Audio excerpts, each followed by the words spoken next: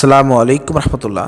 প্রিয় দর্শক, এনসিপির নেত্রী সামান্তা শারমিন রিসেন্টলি টক শোতে জামাতকে নিয়ে কিছু বাজে মন্তব্য করেছে। এক কথায় প্রিয় দর্শক, তিনি বলেছেন যে এনসিপি জামাতের সঙ্গে থাকার কারণে জামাত এতগুলো আসন পেয়েছে।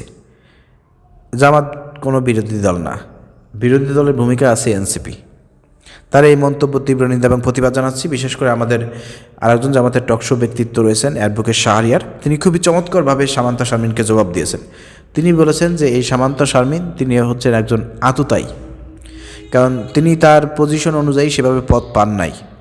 তিনি যেহেতু 5 আগস্টের পরে ওইভাবে আপনার এনসিপির মধ্যেও তেমন কোনো ভালো অবস্থানে নাই, এরপরে এত বড় একটা নির্বাচন হলো, অনেকে সংসদ সদস্য হয়েছে, এনসিপিতে মূল্যায়নের ব্যাপার সব কিছু মিলাই তিনি আসলে কোনো ভালো কোনো পজিশন অথবা পদ না পেয়ে তিনি এখন মূলত জামাতকে নিয়ে বিভিন্ন রকমের উল্টাপাল্টা বক্তব্য দিয়ে ভাইরাল থাকা অথবা ট্রেন্ডিংয়ে থাকা, আলোচনায় থাকার একটা প্রচেষ্টা চলতেছে আর কি।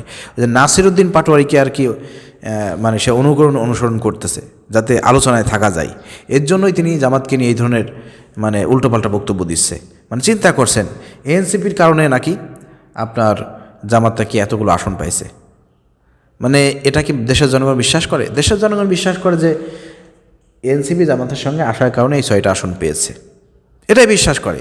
এবং আরও বাংলাদেশের মানুষ অনেকটাই বিএনপিপন্থী সহ অন্যান্য অ্যানাদার দল যারা আছে জামাত বিদ্বেষী, তারা মনে করে যে এই এনসিপি হচ্ছে জামাতের বি টিম, কিন্তু জামাত ইসলাম এটা মনে করে না। এনসিপি হচ্ছে জুলাই আন্দোলনের নেতৃত্বকারী একটা দল।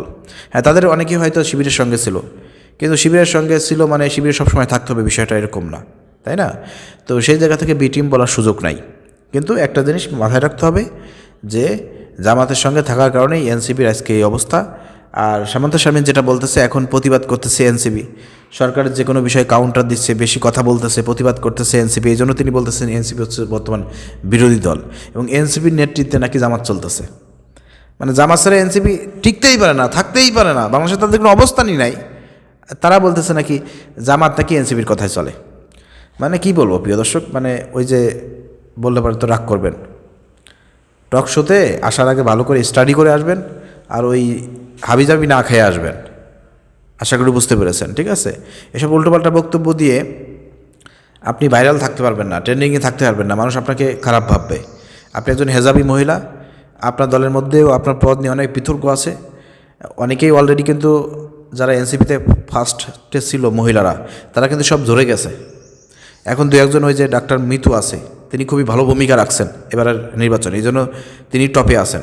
আপনারা ভালো ভূমিকা রাখতে পারেন নাই, বিতর্কিত বক্তব্য দিয়ে জামাতের বিরুদ্ধে কথা বলার কারণে কিন্তু আজকে আপনাদের পরিণতি খুব খারাপ, ঠিক আছে? অতএব জামাতের বিরুদ্ধে আপনি এই ধরনের উল্টোপাল্টা বক্তব্য দিয়েন না, এতে আপনার মান সম্মান বাড়বে না, পদ পজিশন পাবেন না। হয়তো জাস্ট একটু আলোচনায় থাকবেন, কিন্তু মানুষ আপনাকে খারাপ ভাববে এবং ঘৃণা করবে এবং পাগল ভাববে, পাগল। তবে এই ধরনের বক্তব্য থেকে বিরত থাকেন, এটা আপনার জন্য ভালো হবে, আপনার ক্যারিয়ারের জন্য ভালো হবে। আর এনসিপিকে বলবো এইসব নেত্রীদেরকে থামাইতে হবে। উল্টোপাল্টা বক্তব্য দিলে অবশ্যই এর প্রভাব কিন্তু আপনাদের উপর পড়বে, ঠিক আছে? জামাত বিরোধী দল না, বিরোধী দল হচ্ছে এনসিপি। আরে জামাত বিএনপিকে একটু ছাড় দিচ্ছে, প্রথম না, একটু ছাড় দিচ্ছে, দেখতেছে কি করে। মাথায় রাখতে হবে, জামাত ইসলাম যখন ধরে তখন মামু বাড়ি দিল্লি পাঠায় দেয়। ছাড় দিচ্ছে বলে মনে করেন না যে জামাত ইসলাম ছাড় দেবে না। ইনশাল্লাহ যখন ধরবে তখন ওই মামু বাড়ি দিল্লি পাঠায় ছাড়বে, ঠিক আছে? অপেক্ষা করেন, ধৈর্য হারা হয়েন না।